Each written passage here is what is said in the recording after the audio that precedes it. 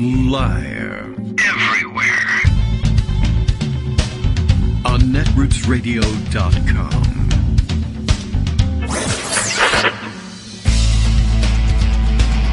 David Waldman. Kagro. In the morning. Now, here's David Waldman. Hey, good morning, everybody. How you doing? Hey, everything's working. That's good news. I had a little bit of technical difficulty this morning myself. A lot of that going around these days, but everything appears to be on the mend, if not A-okay entirely. But okay, it looks like all the levels and things are flickering. Justice says everything's fine. That's good news. Good engineering here at KITM World Headquarters. Well done, staff. That's me. All right. So now I'm done breaking my arm, patting myself on the back for this. Oh, look. Voicemail from spam. All right. Well, perfect timing, naturally. A lot of buzzing and ringing at the same time. Struggling with the phone, trying to get it all set up. All right. Lots of things happening here. They're struggling in the House of Representatives, trying to get things set up and elect a speaker. Yesterday, the Republicans met. As you noted, or as we noted yesterday, and as you heard us note, I guess, the selection was down to choice between the child molester guy and the Klan guy. And but of course, whatever, something, wink, wink, they're not really that. Anyway, they went with the Klan guy. Remember, David Duke without the baggage, which was an amazing statement because it immediately became baggage, of course. And, of course, David Duke isn't David Duke unless you're talking about that baggage. I've often wondered exactly what he meant by that. I think what he meant by it was, I'm just like David Duke. It's just that nobody knows that I'm the Grand Imperial Wizard of the Ku Klux Klan. That was the baggage. So I don't know. Anyway, they nominated him. It was either him or the guy who is like, everybody out there is a vampire pedophile except me, who's actually facilitating molestation of my wrestlers, et cetera, et cetera. You know the story there. And so, let's see, I saw at least one report that CNN was erroneously reporting. No, I didn't see CNN's reporting of it. I just saw people discussing on social media. CNN says Scalice has been elected speaker. No, I think you know that. That hasn't happened. I mean, it may happen, but what of course happened yesterday was the Republican Party first, as Greg informed us, and this is important in order to figure out exactly what's going to go on next. Not that you'll be able to figure out exactly, but you'll have some understanding of what happens next. First, Greg told us the conference had to sit down and decide, will we award the nomination based merely on majority rule, that is to say, whoever gets the most votes in the House Republican Conference will become the nominee for Speaker, or should we, as Chip Roy suggested, in partnership with some other dude whose name I've already forgotten, that we say, well, let's avoid the embarrassment or the question mark of will we be able to elect a Speaker on the floor, by saying, well, we won't go out of here with a nominee unless we can put together 217 votes out of the 222 of them that they have. In other words, don't leave here until we know we have enough votes to end the speakership crisis, if it even is a crisis. Well, they roundly rejected that one, apparently, and said, no, we'll just stick with regular old majority rule. That's what Scalice wanted, I guess, because he knew he wouldn't get 217, but he thought he could get a majority of the conference. And then he did. Next step, of course, is to bring this to the floor and call out everybody's name one by one and have them stand up and shout out who they support for speaker. It's already the case, allegedly, according to some of the news outlets haunting us on social media, that some Republicans have already said they will not support Scalice. The question is, who are they and why? And, well, the real question, I guess the first question is, are there more than half a dozen of them? Because if so, then you've got issues. You may recall that the speakership ordinarily is awarded only to the person who gains a majority of votes for them, not the most votes, not a plurality, but actually puts together a coalition including a majority of the members of the House in support of their speakership. And that's what led to problems for Kevin McCarthy. I guess it's probably also going to be good time to remind everybody that the House has, in the distant past, had a problem like this before, done multiple ballots, and then said, to hell with it, we will elect a speaker by plurality. That has happened too, and it requires a certain kind of agreement among a majority. You have to get a majority. A majority still has to be cobbled together in support of the idea that a plurality vote for speaker will be enough to do the job. But if you have a frustrated majority, if you have 217, 218, or usually 218, but I guess there's some vacancies out there. But if you have 218 or thereabouts, who say, I don't really care so much who the speaker is, I just want there to be a speaker, and so I will vote either in favor of a proposal ahead of time to allow election by a plurality, or if the chair were to declare a winner by plurality, I would vote one way or another to uphold the ruling of the chair, either tabling motions to appeal the chair or just simply voting outright in favor of what the chair had to say, depending on how the question is posed. So there are methods for getting around this, but not when you have, half dozen plus prickly Republican members who just want to make trouble. And it's interesting, I guess, if you are going to, put yourself in a position of being pro-government shutdown, I suppose it's not a far walk from there. Not a long walk to get to I'm pro House of Representatives shutdown as well, especially given the fact that, not having a speaker doesn't necessarily shut down the House either. It just requires us to think about what we want to do and to consciously decide or to be able to put together a majority in favor of doing something, whatever that something may be. And it's just not clear that they'll really be able to put that together, and to have to do it multiple times, day after day, on a case-by-case basis, gives them even more power to walk away from the coalition anytime they feel like wrecking things. So it's not a good situation to be in, but it's not entirely hopeless. And because it's so frustrating and stupid, there's a pretty good chance we're going to break a rule somewhere along the line. And the way things usually work, and capitalize a lot of that and put a trademark after it, won't be applicable this time somewhere along the line. Something's going to depart from normal procedure.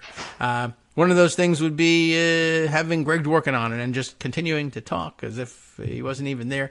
But that's actually usual procedure. So we'll end that now. Good morning, Greg. How are you? Good morning. Doing just fine. Good. So I wasn't going to start with the House mess. That's okay. But you did, so I will. Well, what else was I going to do? Well, international news? It's one of the two big stories, right? And the other is, of course, international, but with political ramifications for the U.S. So there's lots to talk to about in that regard. And I was going to start with that, but I'm going to start with this instead. Okay, you're a flexible guy. That's good. First of all, this is from Haley Talbot, who is a CNN reporter, congressional reporter.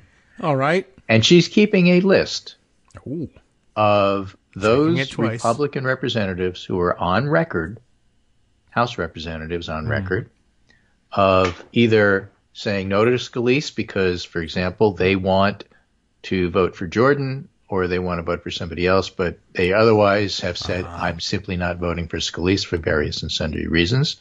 Not baggage. And a second list of undecided. Okay. Which she also categorizes as big mad because some like Victoria Spartz. I'm so mad at everybody, I'm voting present. Okay.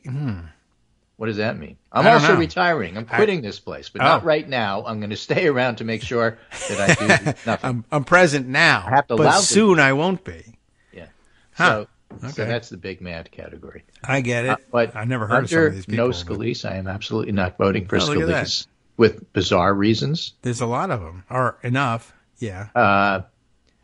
Marjorie Taylor Greene, Mace, Max Miller, Boebert, Chip Roy, Gimenez, Cloud, Moore, Massey, Good, Smucker. Oh, if it's Smuckers, it has to be good, and he's before Smucker. Smucker jams. That's Scalice. good.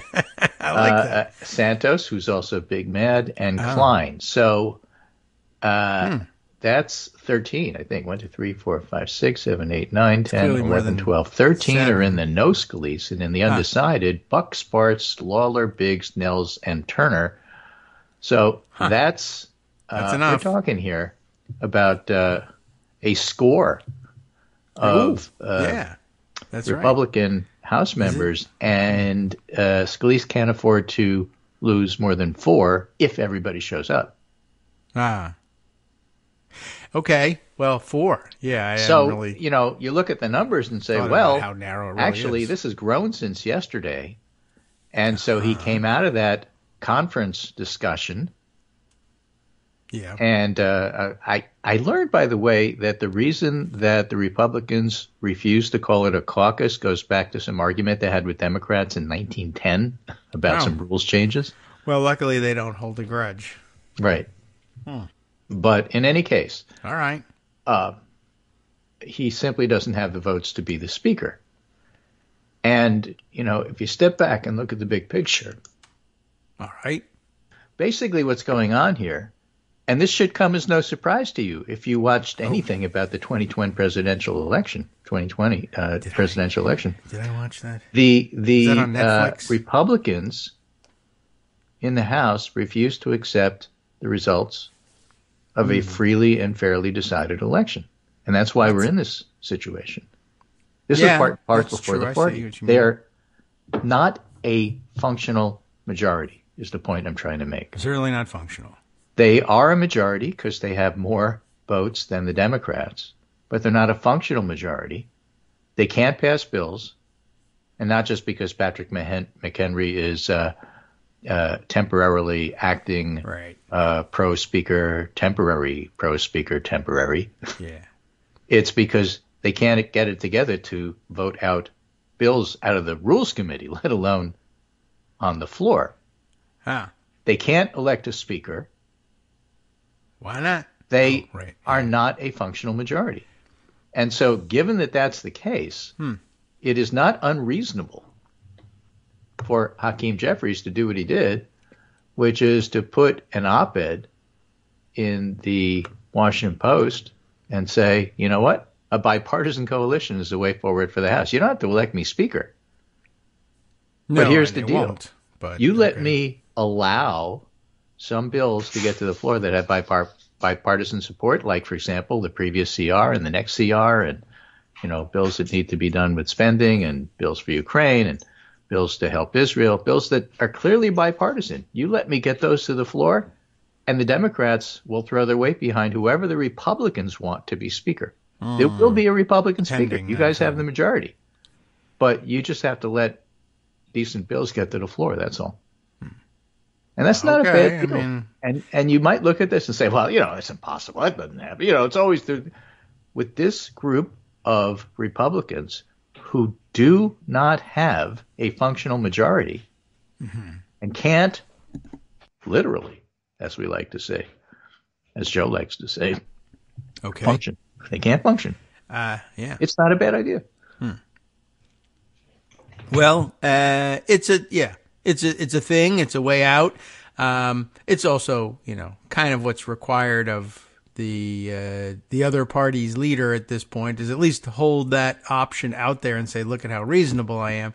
And then, it's perfectly reasonable also for... Right? Like if Scalice is actually running ahead of Jim Jordan, which he is. Yes, not far enough. Then it's up to Scalice to say, I'll make a deal with the Democrats. And my Republican colleagues won't like it, and I'm still speaker because I got more votes. Yeah. And because I'm now working with Democrats, instead of only being able to lose 4, I could lose 144. If you can get them all. Well, yes, that's true, and it's an unusual thing. It's also, it was more likely that Democrats might have voted no on the motion to vacate the Speaker's office than that they would affirmatively vote for a Republican for Speaker. This will be really new if they go ahead and they do something like this. It also, it doesn't necessarily mean that they'll actually do it either. And in all likelihood, no Republican who would remain a Republican, would make a deal that would satisfy Democrats either. So, it's going to be real interesting to see what they come up with. Well, this is a de minimis ask on the one hand. On the other hand, and there's a couple of hands here to play. On the other hand, you have people like Sparts who are leaving. Yes. And what's it to them? And on the third hand, what do you care? You may wind up having no other way forward, which is the only reason it even becomes, a discussion. Right. Of course, it's a nice idea. It's a theoretical idea. It's good governance, yada, yada. But what if there's no other way? We got to see our past. Yeah. The Kevin McCarthy way of dealing with this. I'm going to do it this way. I'm going to do it this way. I'm going to do it this way. I have no path. I'm doing it that way. Yeah. And he really even didn't want to. It isn't, I guess. But what if there's the idea that it would be positively no other way? Then I don't know. Since there's never really no other way, I don't know. But functionally speaking, it's very difficult to move the critical mass of representatives to the place where they understand exactly how much leverage they really have and how they can do it. You let them fail over and over and over, which is how McCarthy got to where he got. That's true too. Of course, the idea that, I would say what Hakeem Jeffries was probably aiming at there, more so than, Scalice should make a deal with Democrats, just because he's just not the kind of guy that normally would do such a thing. It could also be taken to mean, all right, a deal can be made with Democrats, and it's not made by Scalice, it's somebody else. But Republicans still have to come around and say, I don't know who the hell this guy is, but at least he's a Republican. The requisite number of votes. What then? Right. What if it's Patrick McHenry? What if it's one of the moderates? What if it's the problem solvers caucus putting somebody forward? Oh, it would be the biggest day of their life. I know. I mean, none of it is likely. None of it. And yet, what happens if and when? Because it's all dependent on one thing, and that one thing appears to be happening, and that is that the Republicans simply can't get anything done because they have a bunch of nihilists who were perfectly happy to wreck the system and continue to be so. Yes. I mean, my point really isn't that this is the best way to do things. It's not even that now it becomes possible. It's that there remains people in the big mad category who simply don't want the government to function. What do you do about that? If you're a Republican moderate, sometimes you have to say, look, I hate this, but I can't let Matt Gaetz run everything. Yeah. And this is the only way it's a mix of big madness to rein them in. All right. Well, because now they have no power. None. Yeah. The so-called moderates. Well, yeah, but if they do this, then the big mad anti-government people who didn't let Kevin McCarthy stay speaker will also have no power. That would be all right if that would be the outcome. incentive. Yeah. So there's a mix of big mad people, big mad entrants, and some of them are nihilist, burn everything to the ground mad, and some of them are, I'm so mad at those nihilists that burn everything to the ground, right, that I'm going to, for example, Mike Lawler is in the big mad category. He's a moderate who's mad at the nihilists. But Andy Biggs and Sparks and Ken Buck and Troy Nehls, who wanted to nominate Donald Trump to be speaker, are in the big mad category too. And, of course, in the no Scalice category include people like Marjorie Taylor Greene and Boebert and Chip Roy and Massey and Good. I'm surprised. And, of course, George Santos, who refuses to resign. So, I mean, you have to do something to get these people under control. And clearly Scalice can't. And McCarthy demonstrably couldn't. Well, he never did. He had his chance and he couldn't. And likely nobody else can. Green. So what do you do? So all of a sudden, Hakeem Jeffries' idea doesn't sound so bad.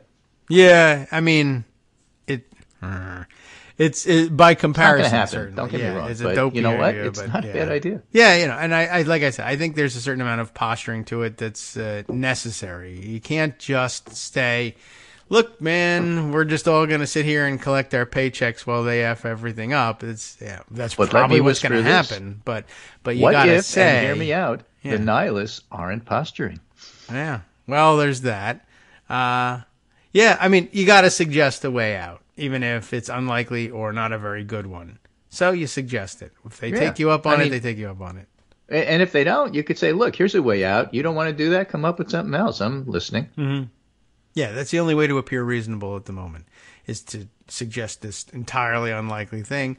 And, Okay, so we see what happens. We'll see how long when they start voting, how long they continue not solving anything by voting, and whether they opt for any of the weird fix patches that have been used in the past and just sort of try and shoehorn a speaker in. Right. So let's give you an update of where we're at. This is Jamie Dupree writing in his spreadsheet, his gossip sheet called Regular Order, which is a lovely title. Gossip sheet. Jamie Dupree says the House GOP is divided yet again. No speaker votes scheduled. They were supposed to have a vote yesterday afternoon, and they couldn't because they didn't have the votes. Yeah, that was never going to happen. Right. Scalice has more than Jordan. Scalice got way less than McCarthy did. And McCarthy was running against a nobody in the setup to put him to go on the House floor. I'm not talking about the House floor vote. I'm talking about the one to nominate him. Yes. I forget who he was running against, but whoever it was. So does the person who was running. They forgot they did it. Yeah. And Scalice got less votes than McCarthy did. Well, yeah, this is going to be not a great indicator of how much support he'll actually get on the floor, except insofar as... But it's a great indicator of how much he had initially. Enough.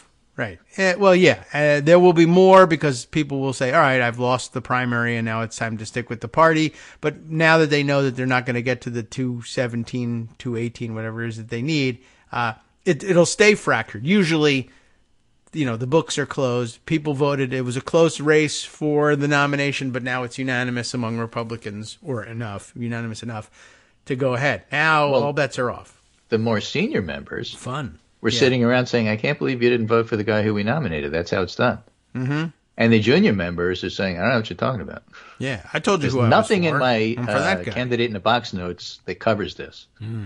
That's and true. I have no experience with it because I wasn't here for previous, we did this in a regular order sort of way. Yeah. So Jamie Dupree writes, Scalice has more than Jordan, but he can't win on the floor.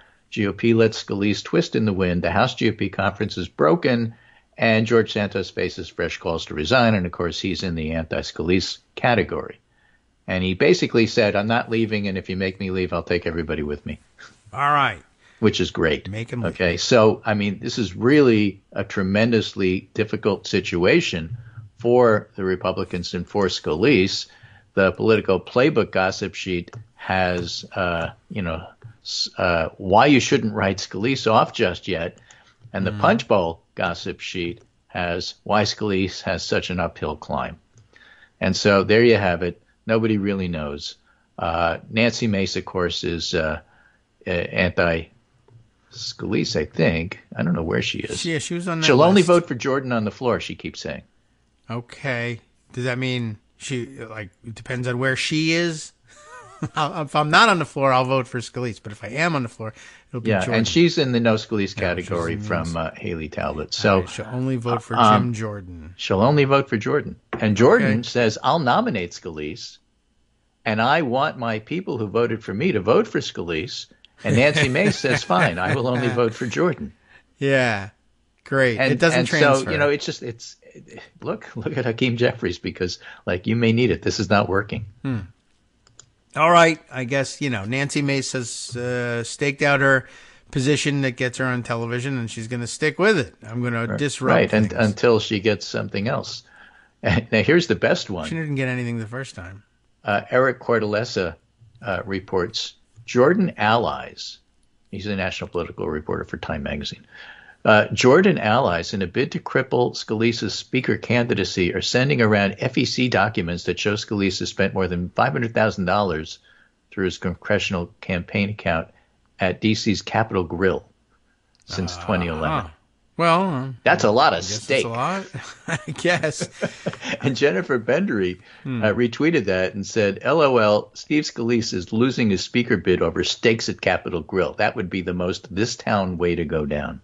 Normally it gets you votes. Yeah, exactly. And that's why he's a much more prolific fundraiser, not as much as McCarthy, but a much more prolific fundraiser than Jim Jordan, which is basically how he won the votes. We were talking about that yesterday. Scalice is the traditional candidate who raises a lot of money for other people and therefore expects that in a close race that will go his way. That's exactly what happened, at least for those who are willing to commit to somebody. The problem is for him, that's not enough. Because the Republican Party won't accept the results of a fair and free election. Doesn't matter how close it was. You're supposed to say, okay, that guy won. We'll get behind him. Right. They don't. No, rigged. Interesting to see Murdery Trader Green on the no Scalice list. And she claims it's because he's sick. Oh. And she wants him to spend all his time getting well. So she's doing it as a favor for him. Okay.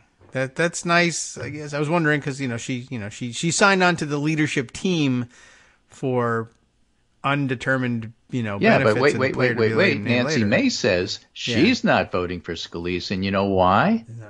Because he's too, I don't know what's she saying this day? He's David Duke without the baggage. I could never vote for somebody like that. Oh, okay. I mean, and what does that even mean? I mean, no one knows. Really, she's nuts. Yeah. I mean, all right, so she does the thing that's worst about him. And you look at her and say, like, she really is a moderate. And then you say to her, who are you going to vote for? And she says, I absolutely will vote for nobody else except Jim Jordan. Yeah. So I am voting the Hastert rule over David Duke with baggage. I'm voting for Hastert over him. Yeah, okay. I mean, I can tell you that the sexual molestation of university athletes feels like baggage to me. Well, it does to the university athletes who publish stuff saying this guy should never be speaker. Right. Yesterday. They should visit with Nancy Mace and see what she says. She won't see him. She'll run away. Hi, everybody. It's me, David Waldman. Yes, the same guy who interrupts you all the time. Interrupting you one more time just to tell you again, another reminder that your contributions are what keep this show on the air, and patreon.com, patreon.com, is still among the easiest ways to make the sustaining subscription donations that keep us afloat. Are you ready for the pep talk about how our Patreon campaign is still going strong and growing? Well, too bad. Yeah, the plain fact is we actually are headed in the wrong direction, and whereas we once had about 175 monthly patrons, we're now actually down below 150. Time to recruit some more. Not exactly the kind of news I wanted to share, but there it is. For those of you in a position to support the show, patreon.com does make it easy to make those secure, recurring monthly contributions to do so. Patreon.com/KagroX gets you straight to our donation page. We've been through a lot together. The worst of the pandemic, we hope. The worst of the insurrection, we hope. So go ahead and treat yourself. You don't need an excuse. Give yourself the gift of a little something you enjoy in life. Support the show. And of course, if you happen to prefer using PayPal or even the Square Cash app, we're up and running on those options too. So thanks again, everyone, for all your support. We couldn't, or at least shouldn't, do it without you. Hope you'll be on board soon too. Thanks for all your support.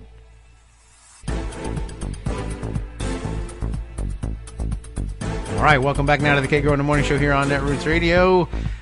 Still no speaker. I checked. I just assumed that they really haven't done anything. Yeah. And it would take long. I can't remember who suggested what they really need to do is nominate Bose. Bose? Yeah, best speaker you can get. Okay. All right. I mean, the one we have now is, yeah.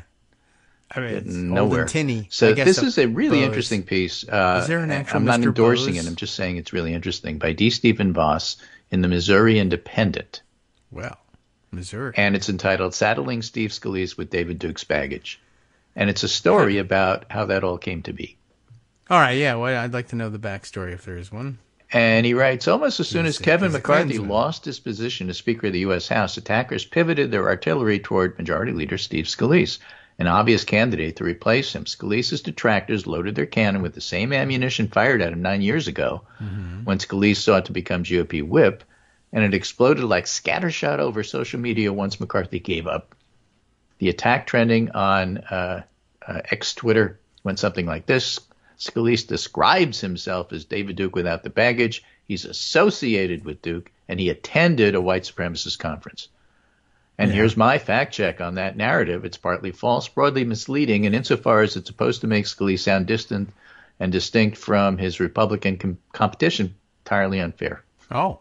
That's true, because they're all like that. But before justifying these conclusions, though, I offer a warning. Normally, when I analyze politics, I do so objectively as a nonpartisan scientist with a moderate outlook. And this time, no, because my perspective is firsthand.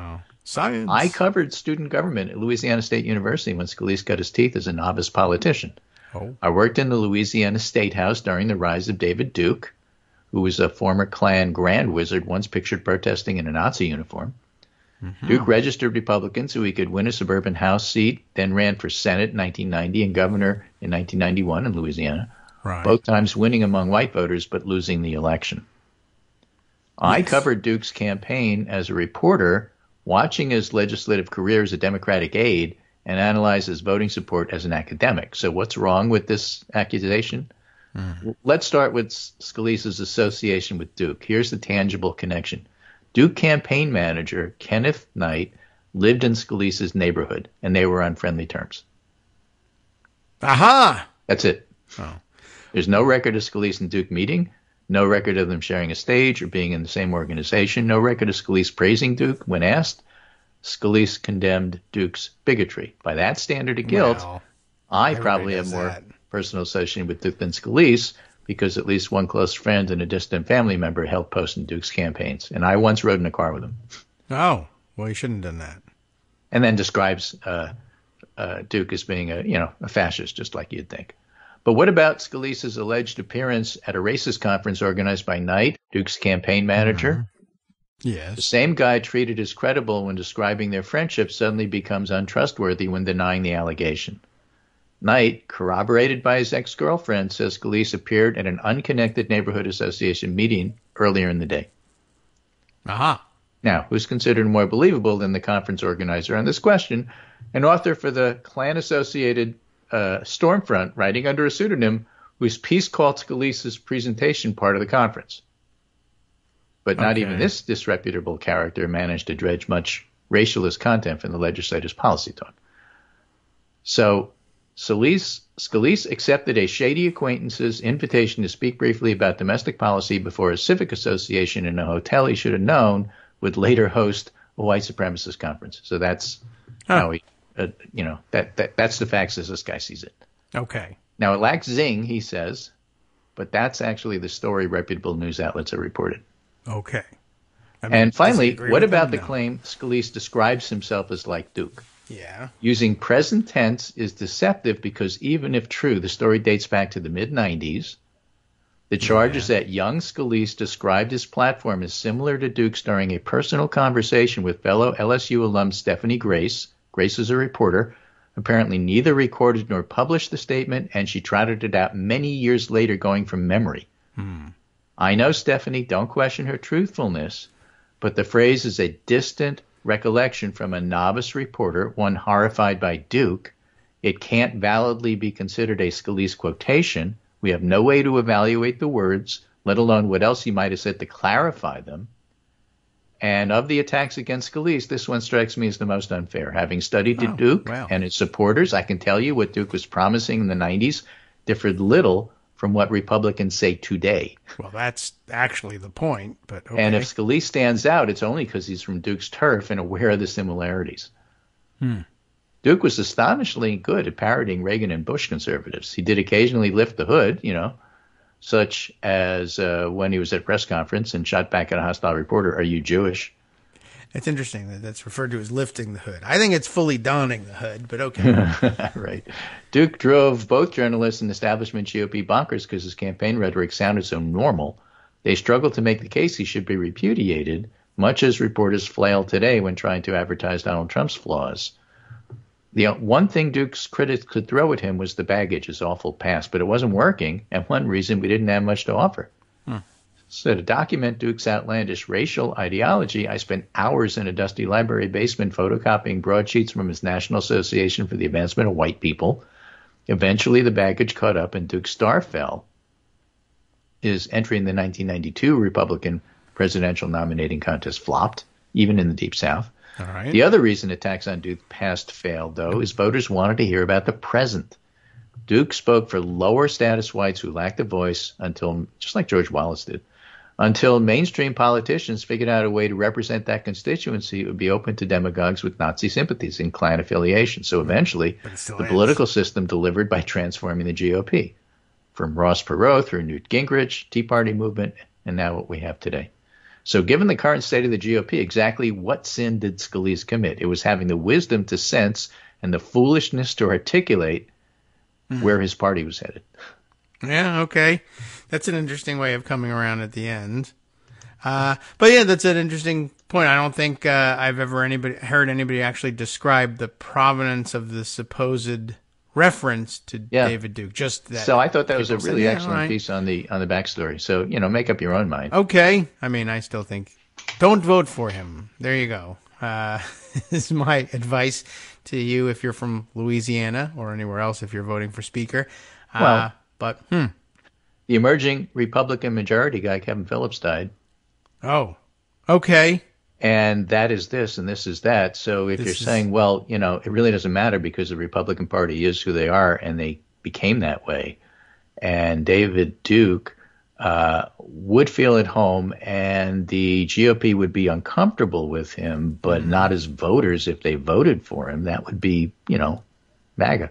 Yeah. So, it's all part and parcel of the same thing. It's just that thing alone doesn't sink him. And that's really on the one hand, it's nice to know exactly where all that stuff came from. And on the other hand, the political observation that, okay, even if you don't accept that, he's less guilty than you thought he was before you read this piece, the piece also goes on to say, it's not going to work. Yeah. Well, I mean, it's been around for years and we've never been rid of him yet. So on the other hand, it's a good thing to say after he loses. That's true. I mean, and then that brings you back to Nancy Mace of all the things. Yeah. to make your judgment about. I'm just saying, not only is Nancy Mace not a moderate, she has terrible judgment. Yeah. And she's not that smart. That's what I'm saying about Nancy Mace. Oh, is that all? Terrible judgment and not smart. Okay. Yeah. Anything else wrong with her? Well, she's in a leadership position, because she's in the House of Representatives. Right, yeah. Is that bad? Should we not have That's done bad, that? George. Yeah. Okay. Well, interesting. It's good to learn this. It didn't make a great deal of sense as a statement standing on its own. I always did wonder about the provenance of it because it's like, I'm David Duke without the baggage. Not anymore. I mean, what did you say that for? I represent you, but nobody really is going to try to tag me with being in the National Association for the Advancement of White People. Well, if he wasn't, he wasn't. I don't know what to say about that. I never was, and I can claim that I never was, and I'm could have been. He might have wanted to be, but I never was. Smart enough not to be, unlike Nancy Mace. Maybe that's a good thing. I don't know. All right, but interesting to note. Yeah, and then that does explain a lot because I was always thinking, wow, that might be the dumbest thing I've ever heard said, except I didn't hear it said. So, okay. Now I know. If you can't believe how dumb such a statement was, maybe there's good reason not to. Maybe it's because it wasn't a statement. Yeah. Okay, interesting. All right, I'm pro Scalice now. I don't know that I would say that. And I still don't know that he's going to get enough votes, even with what they called baggage. Yeah. And you might call, extra features, not a bug. Nonetheless, he still can't get enough votes to be speaker. All right. Well, maybe so he needs more baggage. We're back to Hakeem Jeffries' suggestion. All right. At least we will be at Hakeem Jeffries' suggestion until or unless the GOP figures out some other way to do this. Okay. I was getting all set to Photoshop a baggage claim ticket for him so that he could get his baggage back. Well, political attacks at work don't have to be true. That's true too. You're right. True. Okay. It may work, but it didn't. It hasn't worked in the past. Yeah. It won't work on the GOP. Oh. And it may not be true, by the way. I mean, okay. So yeah, the critique worth evaluating is it's not working. So do you want to keep at it? Although maybe just needed more time in the oven. Who knows? Yeah. It's not, this untrue thing isn't working. So do you want to stick with that? Yeah. Why don't you pick some other untrue thing that does work? Oh, okay. Or even better, a true thing that works. If you can find it, you can find sure. one. Yeah, but this one is real interesting. What an amazing. It didn't do anything for him among Republicans. It didn't hurt him, but it's stuck for sure certainly among Democrats, and I guess at least it's among some Republicans who are saying, "I want to be big mad about it." Yeah. And I've never really heard. It's funny that I've never heard the story, and I don't know anything about the reporter who generated the story. I heard that reporter has endorsed Scalice since then.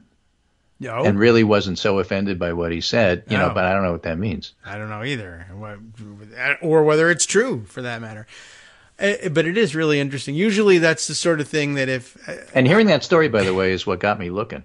Oh. Really? She heard that and didn't immediately reject. What's the backstory there? And then I came across this. Oh, that's interesting too. But yeah, it's I don't know. I don't even know what to say. There are people who are political professionals at the peak of their game who would love to be able to plant and run with a story like that, who can't get it done. It's just amazing that a random person who didn't, rise to any prominence. LBJ would know how to do it. Yeah, it's an unusual, like, beginner's luck sort of a thing, I guess, which kind of makes you wonder about. I'm not saying he's maybe it was true. Chicken. I just want him to deny it. I mean, that's LBJ. Yeah. Well, he was quite effective at this. It makes me think that if somebody from out of the blue, as a novice, could create a story that sticks like that, it makes me wonder whether. Well, we don't know that it's absolutely true, but we also don't know that it's false. Yeah. And the fact that it's never been exercised from the body politic, and it wasn't because there's an expert political operator behind it driving it all these years, it makes me think, well, maybe someone else heard it. Maybe everybody maybe just where said there's smoke, there's David Duke. Yeah, right. And maybe it's just so perfectly descriptive of what he actually does that they said, functionally, it's true. Well, it's truthy. This is the classic definition of truth. Yeah. I think that would probably be right. It's very interesting. But okay, I'm willing to say he didn't. I guess we'll have to make sure not to say he once said he allegedly someone said. else once said that they think that he might have said that. Yeah. Anyway, that's all I have to say about that. Okay, after Forrest. 45 minutes. That's right. About the bus came and went. The GOP speakership thing. All right. I'm just intrigued because, look, You're I don't think that Hakeem Jeffries is the most practical thing in regard to, like, this is going to happen. But you know what's really interesting? I haven't seen a single other idea that has a chance of working. Yeah. Well, there aren't. There are usually just a short list of people in any given house who strike people as speaker material, and ordinarily they belong to a political party, and depending on whether it's the larger one or the smaller one, you can rule them out immediately. Right. Or but, say, again, you may recall last week I said something about Patrick McHenry may wind up being speaker. I don't know what else to do. Yeah. And that's still true. Yeah. If the Republicans can't make up their mind, he stays in that job. And then the longer that happens, especially if legislation starts to happen, people say... They could elect him Speaker Pro Tem, right? Instead of acting Speaker Pro Tem? They can do that, right? And then I guess he doesn't get a portrait. I don't know. But yeah, you can absolutely do that. They have elected a Speaker Pro Tem before. I don't know what it is about that makes people say, yes, I'll vote. In the modern context, it's hard to imagine these Republicans able to process that and compartmentalize things and say, but I'm not voting for him for Speaker. I'm voting for him for Speaker Pro Tem. And having people say, the implication there, as far as I understand it, and remember, I am not a congressional expert. I'm not a lawyer. I don't know much about this stuff. But it seems to me like electing him Speaker Pro Tem is saying he's not a constitutional officer. He's not in line for the presidency, so don't go assassinating anybody. Or impeaching them. But yes, at the same time, it doesn't really establish any kind of precedent forever, if that's what you're worried about, because he's only pro tem. Yeah. At the same time, because the powers of the speaker are whatever we say it is, we can do whatever we need to do and get stuff done. So it's a functional answer to the question of what do we do? Yeah. That's how I'm looking at it. I think you're right. I don't think, I mean, like, none of the people who are, I don't know, maybe they are. Maybe there's some of the people on those lists, the Big Mad versus the No Scalice, are saying either I'm against Scalice or just Big Mad, because I'm really annoyed at the idea that this guy, who didn't say that he was David Duke without the baggage, but who I believe is David Duke without the baggage, would be in line for the presidency. That's my big sticking point. I imagine that's not really tops on anybody's list, but it's a big one if you're looking at it objectively. You know, do I want to be on record elevating a guy like this, who didn't say this thing, to this position? Well, what about if we asked you to elevate him to that position, but without the ability to become president? Should both the president and vice president become incapacitated or ineligible? Oh, nah. Well, all right. If he didn't have the ability to succeed to the presidency, then I would be okay with him dominating every aspect of my everyday political life. Because it's a compromise, and you have to compromise to get stuff done in Washington. Interesting. Beyond the minds of most of the people I think on this list, but sure, whatever. All right. But we're just, old friends talking amongst each other, Right, we don't know what the hell's going on. Okay, absolutely. I've lost my baggage along the way. Yeah, I don't know what the people on that list think. Nancy Mace is not really in the same category, to be fair, right, as George Santos. She may not know what's or going Marjorie on. Taylor Greene. They all have different reasons for not voting for Scalise. So I told you Mace's because I thought it was surprising. Yeah. Did you hear what George Santos's excuse was for not voting for Scalise? I don't know. Maybe, and it didn't stick. But what would it be? Santos said, he makes you laugh. I guess. Santos said, I can't possibly vote for this guy. Why, after he decided to run, he still hasn't called me. Oh, I called you what? I called you over something under the sun. I refuse to vote for somebody who doesn't call me and beg for my vote. That's amazing. He's New Hampshireite at heart. Yeah. How do they call them? Are they New Hampshireites? I don't know. Well, they call him a member of the House, right? Yeah, right. Like everybody in New Hampshire is a member of the House. Yeah, guy who graduates last either was or used to be, or Right. Okay. 1 degree of separation. I mean, nobody's going to call you, but nobody's going to call you. So obviously you're lying about that. But then again, you're George Santos. Of course you were. Yeah, right. The FBI called you. You didn't treat them any better. Yeah, I didn't answer the FBI because they didn't call me as soon as I was accused. Right. That's the way. Well, I wouldn't have stolen your credit card if you had called me and asked me not to. Right, exactly. Not a single person on that list called me and said, "Don't do that." He places a high value on personal interaction. Well, George Santos does. Or anyway, he's not long for this Congress, so we'll see what happens there. But they have bigger fish to fry, and so they're working on it. Anyway. So when I said that's all I had to say about that, that's all I have to say about that. Are you sure? Yeah. Okay. What I want to talk about is Biden's Paris speeches. Okay. There's Paris another speech. one. Biden gave a Paris speech. A para speech? Yeah, a Paris speeches. He gave one and then he gave the other. Okay. He parroted the first one? Yeah. No, well, in a way. I mean, they were both, one was an address to the nation. The other was an address to George Santos. Jewish leaders. They were both heartfelt. They were both incredibly well received in Israel. There were billboards up almost immediately saying, "Thank you, Mr. President," with Biden's picture on it. Really? Okay. They got Michael Oren, who is a Likud guy, who is pro-Trump, anti-Biden, saying, "This is the best speech a American president ever did. Thank you so much, Mr. President," et cetera, et cetera, et cetera. It's just an amazing response That's in gonna Israel. make Trump mad. That's funny. And it got Trump mad. Yeah. And Trump what do you got mean? so mad that in his rally, he basically said a number of things which were bizarre, which he often does in rallies, but some of them were new. Sure. Okay. Okay. He turned on Israel. He said Netanyahu was weak, that Israel had not supported him when he killed Soleimani, and they basically deserve whatever happens to them, and they have to turn it around real quick because they're weak and they're terrible. And you know, right. in Florida, he said this in Florida.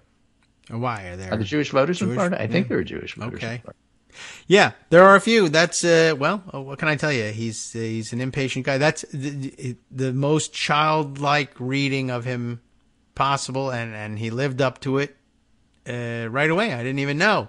And then, he went on to say, and really the problem with Biden is so weak too. He's as weak as Netanyahu. But the reason Biden is weak is because his boss, Barack Hussein Obama. Oh my God. And then he went on to say that 7 times. Yeah. Rush Limbaugh used to love to say this. Barack Hussein Obama. Yeah, look what happened to him.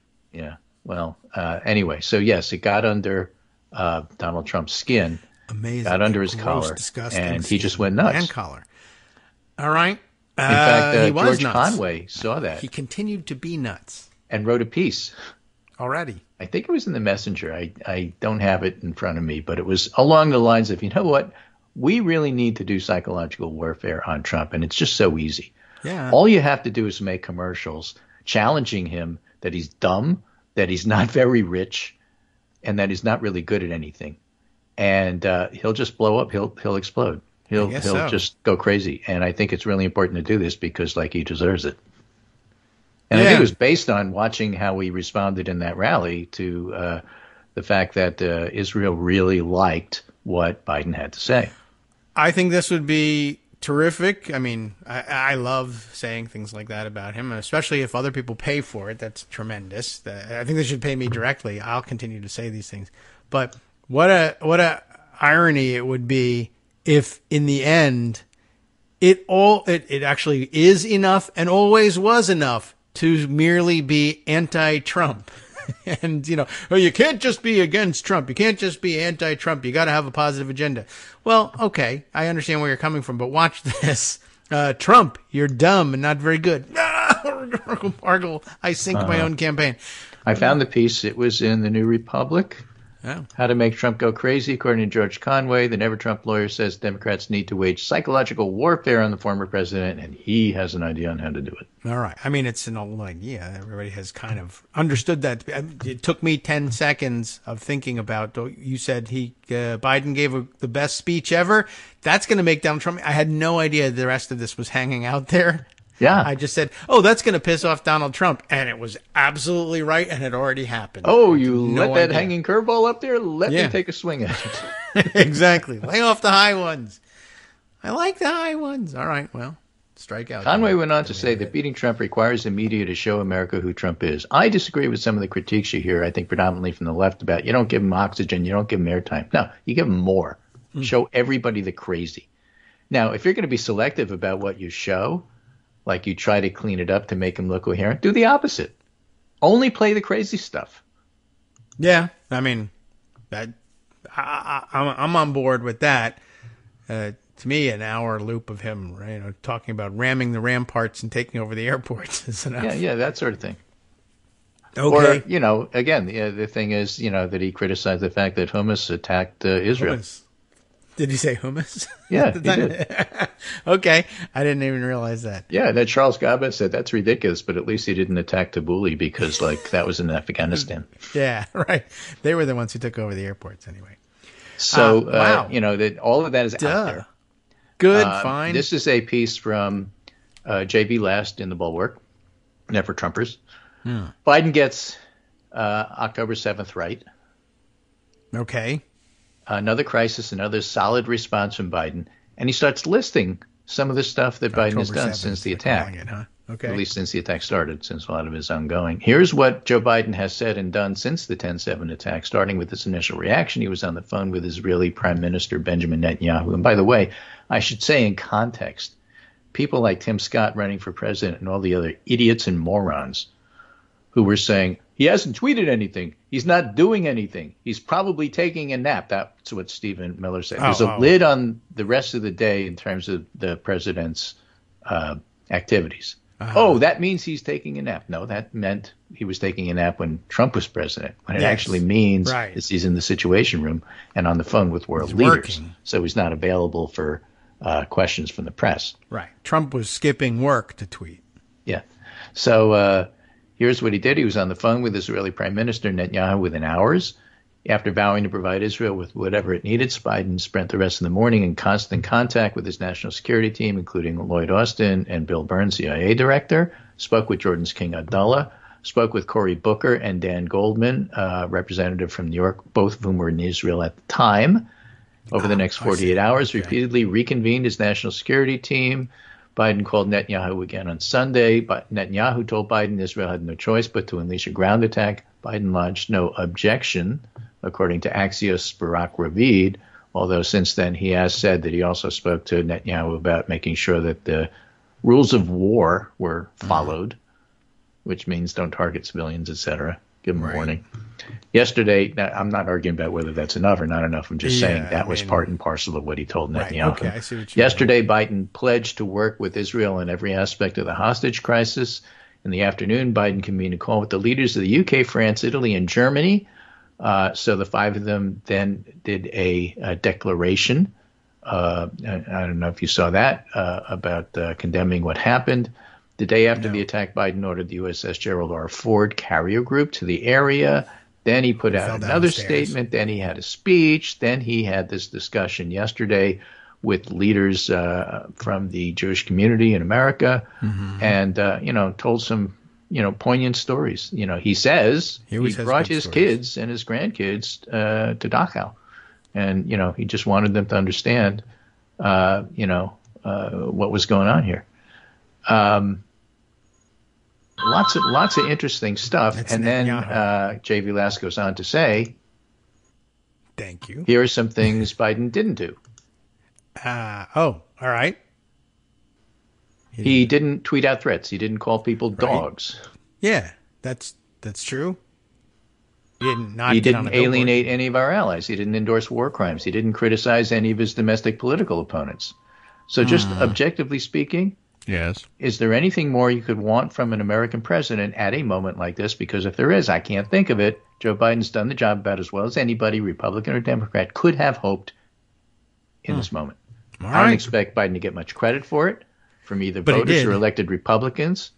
But them, no. I wonder if there's potential follow-up. And I said something about this, too. Basically, he's muted all of the criticism from the left. Because those who are criticizing have gone so far left, it's not worth listening to. And he's basically uniting Democrats behind him. Sounds like it's working. And look, if he was taking a nap and got on a billboard, great, good for him. Donald Trump, fully awake, couldn't get anybody to pay attention to him like that. So, you suck. Anyway, say that. Interesting observations. Thank you, Greg. Got tomorrow, and of course the rest of this show. And I'll talk to you on Monday. All right, welcome back now to the Kagro in the Morning Show here on Netroots Radio. Let's see, there's a couple of things happening here and there. Don't know what I have on tap for you, but I think we got through the two major topics. What fascinating thing to learn about Steve Scalice, I guess we say, all right, well, a big asterisk on that comment now.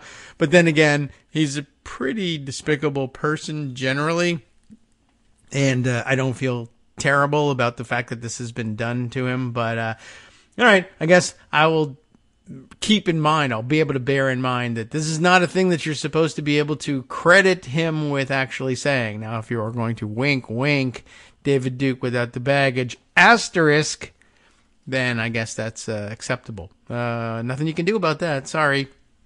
It stuck. I am intrigued by the idea that it stuck so tenaciously with him. I mean, I guess it's just a great line, and it's a rare thing that somebody who doesn't have a full machine behind them can get something like that so fully ingrained in the political landscape. So I find it interesting, if not particularly useful or wonderful anymore. But okay, let's see. A couple of interesting items that I have. I mean, we'll jump off of the main tracks here, because I don't think there's anything else for us to say right now about the speakers race.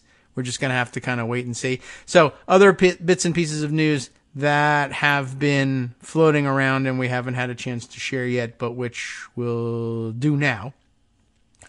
Although we can then double back and get some interesting there are a few other interesting insights and commentaries that are about the main stories.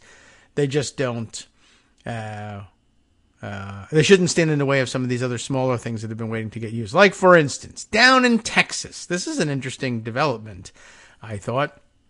And Ken Paxton, over the top in terms of what a loathsome creature he really is, and just how far into banana republic, totalitarian dictatorship, fascism type jerkiness some Republican politicians have gone. And of course, some more astounding hypocrisy, to no one's surprise, I guess. Remember that this is the sort of thing that is the marker of a banana republic if you're an angry Republican yelling about things being done to you. But if you're an angry Republican doing things to other people, even if they also are Republicans, it's A-OK. The Texas Tribune reported this just the other day. Ken Paxton, whom you know, he was impeached and then acquitted in the impeachment trial down in Texas in a kind of bizarre set of circumstances. But you may recall that he was impeached by a Republican House there with lots of Republican votes. And then the trial held in the Senate. In the end, they just basically said, nah, we're not going to hold him to account. So what does that do? What does that mean for everybody? Like, a normal person says, phew, well, I won't do whatever that was again and get myself in trouble. Or, you know, maybe I tread lightly and try and rebuild my reputation. But not Ken Paxton. Ken Paxton, the Texas Tribune's headline reads, to file criminal complaints against Texas House impeachment managers. What? But I thought that would make us a banana republic. It might if it goes anywhere, or at least it makes Texas a banana state. It's a republic, the Texas Republic, but a banana wanted that.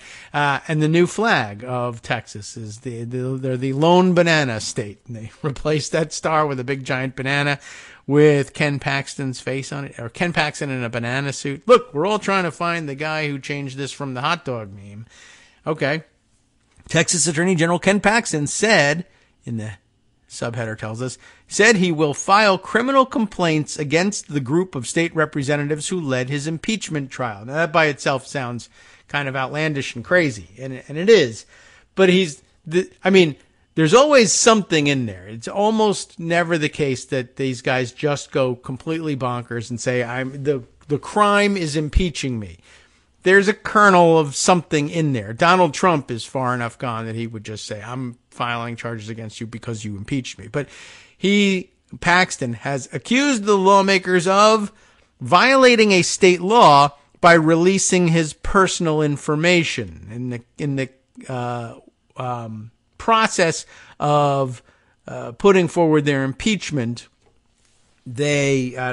Paxton's claim is that they released some sort of personal information about him about which he thinks he sees a violation of law. He may be completely crazy in saying so, or he might just be in, imagination territory, like Tommy Tuberville over there the other day saying he was, reading a mean tweet from General Hayden about as an assassination threat as opposed to as a nasty but not so bad thing to say about Tuberville. Anyway, Alejandro Serrano is the reporter who got the byline on this Texas Tribune piece.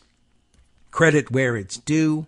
We should do more of that. Texas Attorney General Ken Paxton said Monday he plans to file criminal complaints against the group of state representatives, I guess all of them, who led the impeachment against him for releasing his personal information. Now, of course, if you're going to impeach somebody, you have to tell everybody who it is that you're impeaching. But I wonder what kind of personal information it was. Let's see if he's got some grounds here. The impeachment managers clearly have a desire to threaten me with harm when they released this information last week. Last week? I'm imploring their local prosecutors in each individual district to investigate the criminal offenses that have been committed. The 12 House representatives being targeted by Paxton led the impeachment trial in the Senate after the House overwhelmingly voted to impeach Paxton in May. And it was an overwhelming vote.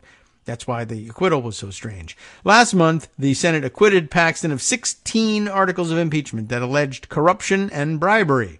In a statement Monday, Paxton accused the House impeachment managers of violating a new state law. We didn't know it was a law. That's an excuse, right? We were ignorant of it. Well, let's see. They violated a new state law with an October 2nd release of documents related to the case. Ordinarily, the sort of thing that you have to share in order to show that you have evidence of wrongdoing. But let's see what's going on here. The new legislation cited by Paxton prohibits posting an individual's personal information such as a home address or telephone number with the intent, and that's going to make it a hard case, to cause harm to that individual or their family. You would have to, I guess, prove that intent, mens rea. And Ken Paxton, by most accounts, not a particularly great lawyer and loses a lot of his dumbest cases. So we'll see. It wouldn't be Paxton's case, though, I guess. He's not he's not prosecuting the case. He's just urging local prosecutors to look into it. I mean, he is the attorney general. Presumably he has the power to do this himself. But I guess so far, even he recognizes that would be overreaching and a bad idea. I don't know. We'll see how long that lasts. Paxton said he plans to file the criminal complaints in each of the counties represented by the dozen impeachment managers. It's not clear which address is in question. Several of Paxton's addresses are available through already published public records. That would undermine his case. Often found online from any location through local municipalities' appraisal district databases. House lawyer Rusty Hardin, who prosecuted Paxton, said Monday that the documents released last week contained the same information that was included in other documents that had already been filed or were admitted into the impeachment trial without objection. So that's going to make the case pretty weak. He also said that the information about Paxton's residence is available through public records and has been for years. Further, he said the release of documents was not conducted with an intent to harm or cause harm to Paxton, as he alleged. It was simply a repeat of public information to anyone that wants to look into it. Okay. If Paxton makes good on his pledge to file the criminal complaints, Hardin said his Houston law firm will consider countering with a criminal complaint against Paxton for making a false report to police. Oh, okay. Maybe it's worth doing. This is exactly the kind of bullying, uninformed, vengeful act that we predicted if the Attorney General was not impeached, Hardin said. Well, or I guess if he wasn't removed from office and convicted, but using the vernacular word, sense of impeached here. He's trying to misuse the criminal justice system to cower and punish people who sought to impeach him under the law. It's just one more outrageous, vengeful act by a man who has no business being Attorney General. That seems true. House impeachment manager Andrew Murr, a Republican of Junction, Texas, said in a statement that Paxton's attack was a form of retaliation against people he deems his enemies. He suggested Paxton should, quote, stop trying to harass legislators and instead focus on the Attorney General's office. Is there no provision of the Texas Constitution protecting them, like an equivalent to the speech and debate clause, which would probably preclude any such suit in federal court when you're talking about federal legislators? I don't know. Well, let's see. There's more. Growing up on a ranch. Oh, boy. This is Andrew Murr talking here. Growing up on a ranch, I was taught to keep the manure on the outside of my boots. Mr. Paxton's baseless threats about filing criminal complaints are horse manure, and they are filling his boots full, he said. It started out, down home sounding and thought it would end up cute, but it ended up being just a clunky metaphor. But he got to say horse manure. District attorneys or their representatives in 3 counties home to impeachment managers, the counties being, let's see if we get the pronunciation right, Brazoria, maybe, Harris, that's easy enough, and Tarrant, said they had not received any such complaints as of Monday afternoon from Paxton. So you never know whether he's going to follow through with paperwork. A spokesman for the Attorney General's office did not immediately respond to an inquiry seeking clarification. Neither did the other district attorneys' offices who are home to other impeachment managers. Paxton's threat of criminal prosecution against the impeachment managers may still cause alarm. I have no position one way or the other on the impeachment itself, but it was presumably conducted in accordance with Texas law, said David Loy, legal director of the First Amendment Coalition, a nonprofit committed to freedom of speech, maybe. I don't know. It raises serious questions of abuse of power and improper retaliation from the Attorney General to turn around and try to prosecute the people who prosecuted the impeachment. That's the bottom line of it. It's interesting that he had a basis upon which to start, grousing and complaining, but it sounds like it's the sort of case that you'll never be able to successfully prosecute. And one, he hasn't filed the papers. Two, so perhaps it might have been a good idea to, if you're going to do this and you're going to go this direction, file them and then point to them and make your case, as opposed to threatening. I'm going to burn your house down, man. My dad can beat up your dad. And then doing nothing. And then, of course, it sounds like he's on super shaky ground and, really should know it, but he's just looking to intimidate people and or make a show of being a very Trumpy Republican. It might just be, a rallying point for weirdo MAGA types to cheer for him as being a tough guy by threatening things like Trump frequently does. I'll sue you. I'll sue you into oblivion. I don't think he knows the word oblivion, but anyway, and then just never doing it. Right. Makes a certain amount of sense. It's par for the course. Let's see. I got a note from Greg popped up in the middle of all this. Let's go see what's going on. AOC channeling DFC. That would be Dem from Connecticut. Greg himself online. What is AOC saying?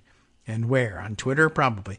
Given that the vote for Speaker was supposed to be yesterday, I really don't think it was going to be yesterday, and I don't think they were serious in putting that forward, but it could be as soon as yesterday. But given that the vote for Speaker was supposed to be yesterday, it seems much more realistic for 5 Republican members in Biden districts, Republicans who represent Biden districts, to vote Jeffries, which they'll never do, than it is for Mr. David Duke without the baggage, quote unquote, to flip 107 people in overtime. Yes, but yeah, I don't think even, I don't think Jeffries actually proposes to be the guy that the half dozen Republicans vote for. I think the plan has always been, to the extent that there was one, to find a Republican who hasn't got a demonstrated record of craziness and who could therefore claim the moderate mantle, even if they're not really a moderate politician, but just non-MAGA, non-crazy. And for Democrats to deliver votes for that person. But honestly, that might be as unrealistic as anything else. I mean, you'd be, especially since you'd lose a considerable number of Republicans by nominating this person. Maybe not all, 100 of them, but certainly all the people from the big mad list, etc., who are there because they're super MAGA aren't going to vote for a moderate-ish Republican who will, who's known to have the support possibly of a number of Democrats as well. Anyway, it all seems pretty much equally unlikely, but there you go. And then there's another one here that he grabbed the screenshot of what's happening here. John Harwood tweeting that Natalie Johnson, who is Mace's former communications director, is tweeting, let's see, a picture of Nancy Mace. Where is she taking this picture? Is that at the, what is that she's in front of? She's in front of a castle-looking structure, which could be like the Smithsonian Castle building, but doesn't actually look like it, but maybe.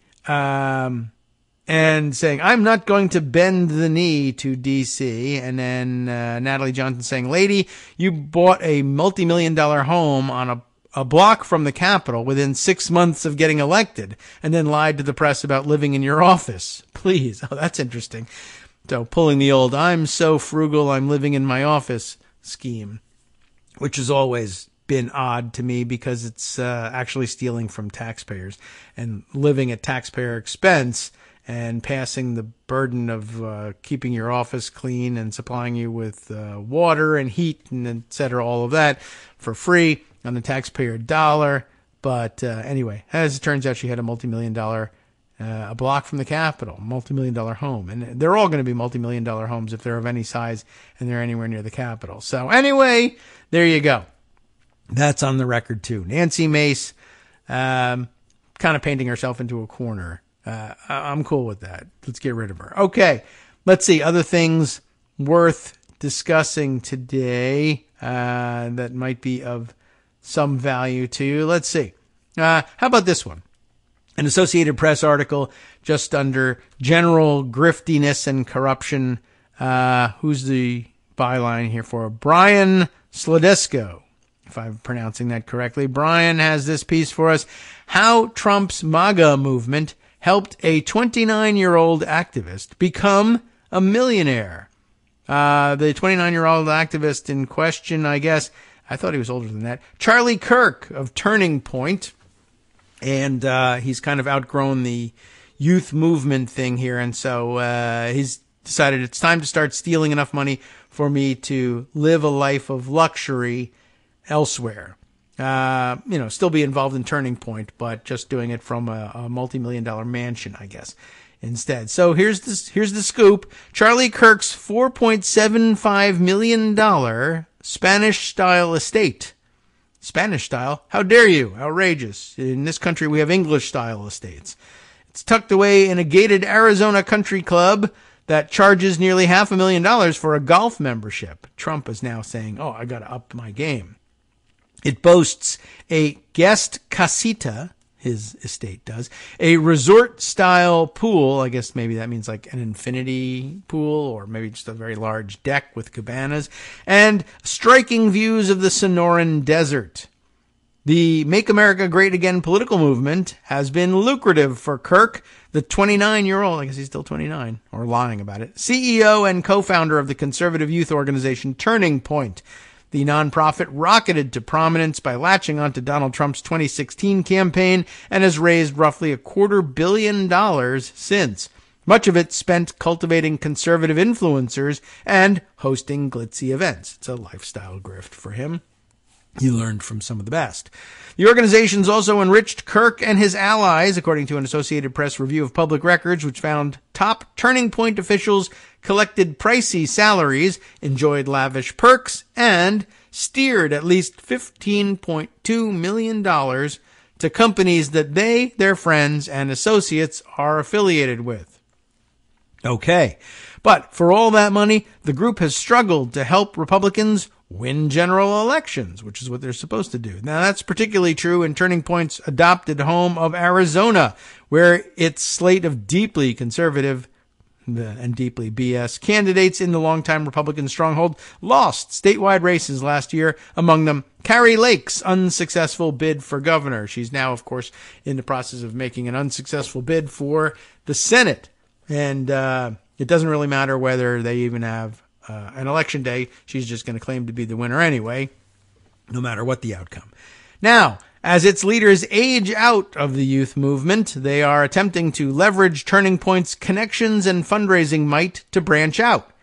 It's interesting that are you saying that they're going to eventually become ashamed of the fact that they still lead a supposed youth movement into their 30s, 40s, 50s? And so, yeah, well, it's not I don't know. It's probably no real indication that they have any shame about it, but it is an indication that they are aware that other people might try to shame them out, and so they need to establish a way to grift a living if the others are successful.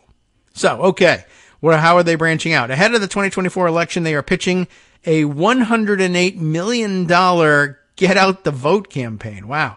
That would expand beyond Arizona. You don't say. $100 million, not just in Arizona. Also expanding into the swing states of Georgia and Wisconsin. Now, here, one of the few times I guess I'll ever be on record agreeing with Eric Erickson. Any donor who thinks an organization needs $108 million for a 3-state grassroots GOTV, Get Out the Vote campaign, is being taken advantage of. He's right about that. That Eric Erickson, who they describe here as a nationally syndicated conservative talk show host and frequent Trump critic. It sounds like a grift. It does. You're right. While Turning Point isn't the first organization to draw scrutiny over spending, not by a long shot, it has become a unique source of frustration for some Republicans. I didn't know that. They point to its support for far-right candidates who struggled in marquee races, as well as the hefty sum it now seeks to do work that is already being done by veteran operatives. Okay. That set up a potential clash between competing wings of the conservative movement that could complicate the GOP's effort to hold a House majority while reclaiming the Senate and the White House next year, which we hope they also won't do. In a statement, Turning Point spokesman Andrew Colvett said none of the group's leaders have inappropriately benefited from their financial arrangements. Oh, I didn't know that he thought that. If anything, he said many of them were underpaid for their talents, including Kirk. Wow. If the so-called experts know what it takes to build successful ballot chasing teams, why are conservatives apparently so bad at it? Colvett said. Well, because you're doing it for them.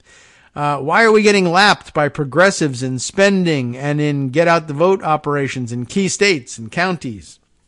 Turning Point was founded in suburban Chicago in 2012 by Kirk, then 18, and William Montgomery, a Tea Party activist. Oh, that's interesting. They're no longer capitalizing Tea Party at the AP, to proselytize on college campuses for low taxes and limited government. It was not an immediate success. But Kirk's zeal for confronting liberals in academia eventually won over an influential set of conservative financiers. It helped that the group operated solely as a nonprofit charity at the time, offering a tax write-off for contributions while cloaking donors' identities from disclosure. Despite early misgivings, that's actually tax fraud, but never mind that. That's a proven path to prominence in the Republican Party. So you can't blame him for trying. You can blame him criminally and arrest him, but, you can't blame him for trying. Despite early misgivings, Turning Point enthusiastically backed Trump after he clinched the GOP nomination in 2016.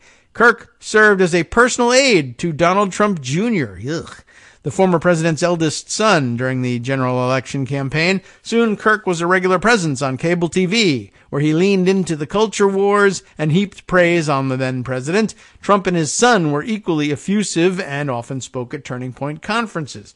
Contributions to the group doubled and then tripled, eventually climbing to $79.2 million in 2022, according to an analysis of publicly available tax filings.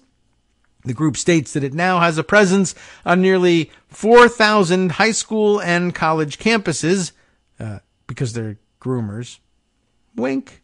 Operating as a conservative lifestyle brand that promotes hundreds of online influencers. And at least they're honest there. It is a lifestyle brand. It buys Spanish-style mansions for the leadership, flies them around the country to appear at rallies, et cetera, et cetera. That's exactly what it is. It's quite right. A lifestyle brand. But also it markets itself as, if you dedicate your life to this organization, it can be a lifestyle for you too. Okay. As their finances grew, Turning Point events became more ornate, taking on a nightclub atmosphere with strobe lights, pyrotechnics, and thousands of young conservatives in attendance, many of whom had their expenses at least partially paid for by the group. This is the sort of atmosphere that leads me to come back around to the old adage that I used in early days, that Trump world is a sex cult.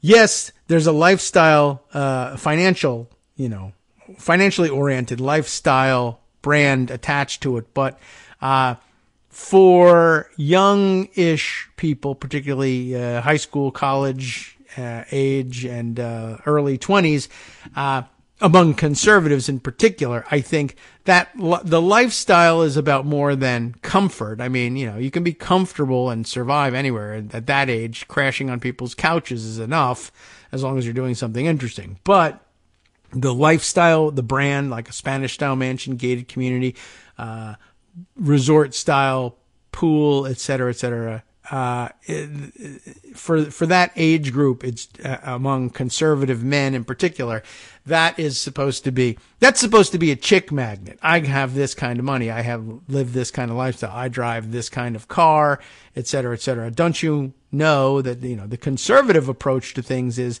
to view those things as signs of success, and success is supposed to mean that you'll have a comfortable life should you choose to go the gold digger route and marry me, and can't I trade that for sex right now? Is essentially what it is. And then, of course, making all of these political gatherings into nightclubs. Why? What's the attraction of nightclubs to the teenage to early 20s set? And the answer is, I can trade my presence here for sex, essentially. Let's buy everybody drinks or consume some free ones, and we consume enough of them, and then we say, we're here at this conference. We must have something in common. We're like-minded people, and we've been flown here for free, and the whole point of it is to enjoy all the benefits of being a rich jet setter, which we imagine to be ultimately sex. So that happens, and then they say, look, I've been so much more successful in my sex life here since I gave my life over to the conservative grifty cause. That's the proximate cause of my success here, and I need to be able to continue that lifestyle. Oh, and by the way, I better start grooming people so that I can. Hi, everybody. It's me, David. Let's change things up from the old fundraising pitch for just a minute and talk instead about how you can be a part of our show. If you've got a smartphone or any other electronic recording device, why not sit down and record a segment for us? Read us an important article and give us your take. Read one of your own original essays, or even just give us your commentary on something you'd like to share that's important to you. Then send the file to me at kagrox@gmail.com, and I'll try and work it into the show. Short segments, a few minutes in length, are easiest to fit in. And of course, I can't always guarantee that I'll be able to play everything, but if you've ever shouted at your radio or TV about something you wish was being covered, here's your chance to change that. Make the show your own. Send your submissions to me at kagrox@gmail.com.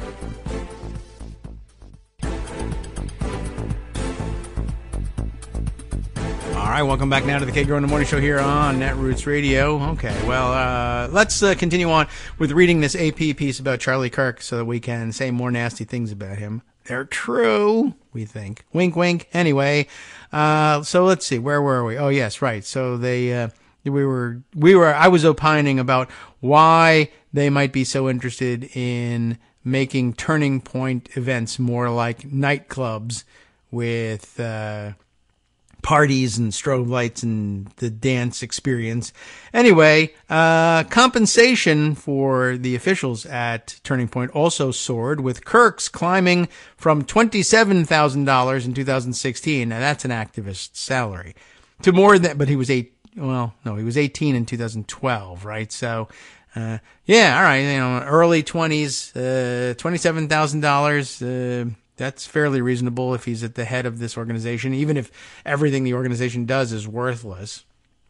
It's a thing, he's doing it, but then he has to get enough money to afford a $4.75 million mansion, so that by 2021, he's taking in $407,000. That is a large leap to make in 5 years. That, according to the tax records of the group, millions of dollars were paid out to a cluster of companies. This is the more, you might say, well, $407,000 even annually for several years isn't necessarily enough to put together. Well, I mean, you can, if you have no other expenses, you have no family, etc., you can make the mortgage on a $4.75 million estate, I suppose. I don't know if I've done the math correctly here, but what if you're also cheating and chiseling even more? Like, for instance, millions of dollars more were paid out to a cluster of companies linked to a handful of group leaders and their allies, according to tax documents and business filings.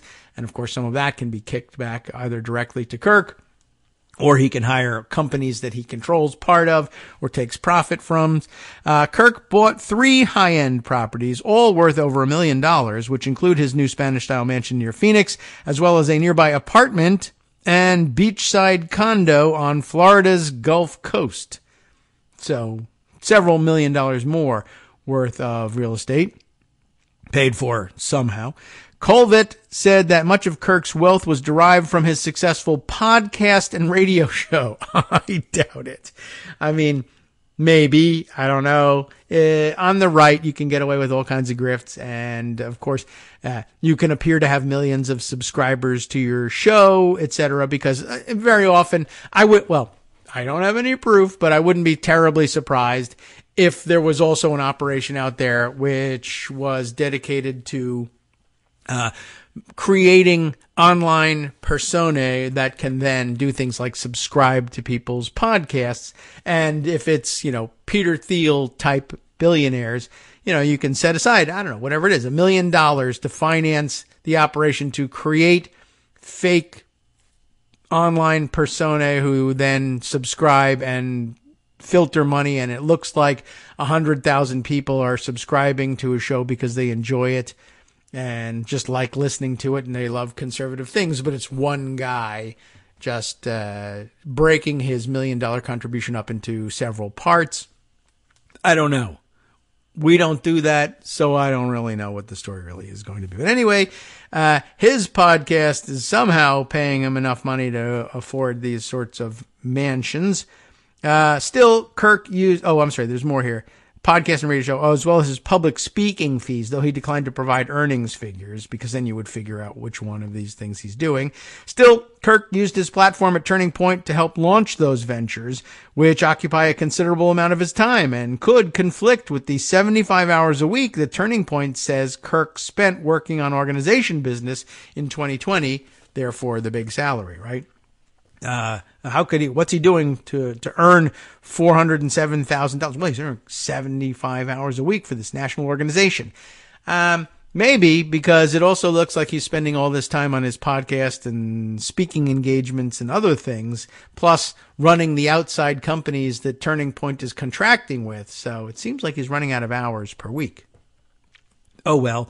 Specifics about how exactly Turning Point spends its money and who benefits are often difficult to discern because the IRS does not require nonprofit groups to publicly disclose detailed accounts of their expenditures. Meanwhile, many of Turning Point's biggest vendors are limited liability companies that are registered in states that do not require public disclosure of ownership. So he could, in fact, be the owner of almost everybody he's contracting with. The group, that will be self-dealing, in case you were looking for a label to hang on it, if it's happening. But we don't know. The group also adopted an opaque organizational structure, including a series of interconnected nonprofit groups, political action committees, and a for-profit Turning Point merchandise company, which does not have to publicly report its finances. One branch, the Turning Point Endowment, held more than $55 million in reserve in 2022, while donors were courted to give more. They have $55 million in the bank, but please donate today. Colvett said the money was part of Turning Point's 50 to 100 year plan to continue reaching generation after generation of young Americans.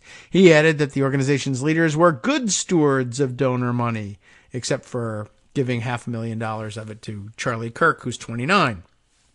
While building for the future, however, Turning Point has shown a willingness to spend lavishly. In 2019, the group stated that its leaders would travel first class or by charter plane, explaining later that it was needed in certain circumstances to ensure the uninterrupted success of the organization's mission. It is interesting, although, an equally good excuse for them is we have to play the parts of successful political influencers and influence peddlers, and that includes private charters, first class treatment all the way. We have to look the part. And of course, in order to entice people into our multi-level marketing, sex pervert club, we have to be able to say, you can do this too. And it's not just about amassing wealth. Remember, amassing wealth is the key to getting sex from other people who want to amass wealth. That's kind of, that's the way they roll over there. And, who can gainsay it? Well, everybody. But anyway, in 2021, I guess he does have a family. Well, I don't know whether he has any kids. In 2021, Turning Point sponsored, this is great. He's married, as it turns out. He is married. I don't know whether he has any kids. So he does have a spouse to support, although she may be independently wealthy for all I know. I'm not certain. But, one of the things that you might do to lure in somebody who was interested in such a thing. And I'm not saying I know anything about his wife. Maybe she has no material interest in this whatsoever. But one of the things you can do, in addition to promising the lavish lifestyle, well, I've always dreamed of a big wedding. Well, fantastic, because you're going to have a big wedding. Well, can we afford it? Well, of course. I make $407,000. I contract with my own companies and do self-dealing and steal money that way. I have $55 million in a contingency fund, but still raise money daily from people who I assure we're impoverished. You need to give us the money so we can continue to do our good works. How will you pay for such a wedding? Well, I will steal that money from the companies that I run and do it that way. Here's the description. Let's see. In 2021, Turning Point sponsored. What? Yes, they did. Sponsored a wedding reception for Kirk and his wife, Erica Frantzve. I don't know how you pronounce this. Frantzve. Where was their wedding reception? At the Fairmont Scottsdale Princess Luxury Hotel, which, this is interesting. So what do you mean you sponsored it? Like, who paid for your wedding reception? Turning Point did. What? Why? That's clearly self-dealing. No, it's a dual purpose reception. Yes, it's a wedding reception for Kirk and Erica, but it's also a 9th anniversary celebration and fundraiser for the organization, according to an invitation obtained by the AP. And as you know, when it comes to grifting organizations, the 9th anniversary is a very important one. Golden anniversary. Everybody else waits for 50. Sometimes people will do something early. The 10th anniversary of our organization. The 9th, though, is very important among conservatives. It is not. But it just so happens that the 9th anniversary reception will be held on the date of my wedding. And don't worry about it. It's not, I won't have a conflict schedule-wise. Ordinarily, you'd say, don't schedule the 9th anniversary fundraiser of my organization for the weekend of my wedding. That's crazy. I'll never be able to attend, and I need to be able to attend to court donors. But what if we had it at the wedding? And even better, what if the wedding reception coincided with the 9th anniversary? And what if, in fact, we paid for 100% of the expenses of the 9th anniversary party, what if we paid for 100% of the expenses of my wedding reception, but instead said it was the 9th anniversary? Then I couldn't, that's why I invited clients instead of friends. Okay? Very good. That's a great grift right there. Or at least it was until he got caught doing it. But because the AP caught him and not the IRS, wrong set of initials. Nothing is going to happen. Colvett said the event was separate from the couple's small wedding ceremony. He slips that. I love how people actually try to sort of kind of almost tell the truth by adding the extra telltale word. Well, yeah, of course it was separate from the wedding ceremony. Everybody's reception is separate from the wedding ceremony. It happens either in another room or as another phase of the celebration, but that doesn't mean it was paid for separately. Well, anyway, Colvett said the event was separate from the couple's small wedding ceremony, describing it as an elegant and gracious way for Erica and Charlie to mark a landmark in the life of TPUSA, the 9th anniversary, while also inviting a much larger group of friends and family to celebrate a landmark in their own lives, which ordinarily taste would require that separation. But they don't have any. Other expenditures defy easy explanation. That one, by the way, is not an actual easy explanation. That is a lie, and they should be prosecuted for it. Anyway, the other ones are harder to explain. For instance, a $999,000 payment made to a limited liability company in Nevada for a research project on educational outputs. According to 2020 tax documents, the company, called Clock Tower LLC, was dissolved in 2022, and the only corporate officer listed in its business filings is the president of a firm that advises on tax avoidance strategies. One of them would be doing it $999,000 at a time through Clock Tower LLC, I guess. Nicholas R. Miller, who is listed as the manager of Clock Tower LLC, did not respond to a request for comment. Any insinuation that anyone at Turning Point benefited from this is defamatory, Colvett said. Oh, well, in 2020, so there you have it. You can't ask any questions about it. It's defamatory. In 2020, Turning Point paid Donald Trump Jr., who needs all that money, of course, $333,000 through his company, Pursuit Ventures. Company Incorporated. I like it. Pursuit Ventures. Okay. Colvett said the money was used to purchase copies of a book he wrote that was offered as a gift during a fundraising drive. Okay, so they paid a mass purchase, $333,000 mass purchase of copies of Donald Trump Jr.'s book that they would then give away as a gift in the gift bag during a fundraising drive or something. Okay. Happens all the time. Wrong, illegal, grifty, in some cases illegal, in some cases just tax avoidance, but sometimes legal tax avoidance. Anyway, another individual in the former president's orbit, Trump former body man John McEntee, remember that name? Also collected $107,500 for consulting work between 2021 and 22, records show. I think you should have a dance party at the next Turning Point convention. Oh, good idea. Here's $100,000. In one case, the money was used for purposes that belie the anodyne descriptions included in the tax documents. Can't believe it. During the 2020 presidential campaign, Jake Hoffman, one of the group's primary outside consultants, recruited teenagers, wink, wink, we're not groomers, recruited teenagers to spread false information online about voter fraud and the coronavirus pandemic. Terrific. That led Twitter and Facebook to suspend numerous accounts, as previously reported by the Washington Post. Hoffman was paid $2.4 million during that period through his former company, Rally Forge. Not Valley Forge, but Rally Forge, according to tax documents that listed the purpose of the expenditures as digital education, media, and ad placement. Now, an Arizona state senator who also served as a fake elector for Trump, wow, this guy's everywhere, Hoffman has been paid at least $6.6 million by Turning Point since 2017, campaign finance disclosures and tax records show. So I guess in this one case, if you ever wondered, why in the world would you sign up to be a fake elector and expose yourself to this kind of legal liability for Donald Trump? And if the answer is, this is the guy who has made it possible to funnel $6.6 million to you over the last couple of years and turn you into a millionaire, would you sign on the dotted line here? Especially if, wink, wink, we told you, oh, there's no legal liability for this. We're just going to say it's provisional and then not say it and then throw you under the bus. That, he may still think this was a good deal overall because so far none of these guys have actually landed in jail. In the meantime, several $1 million in his bank account.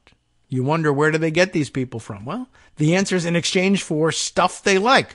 Money, influence, sex, whatever it might be. You got it. Whatever it takes to get you on board, we'll give that to you. It's a winning formula.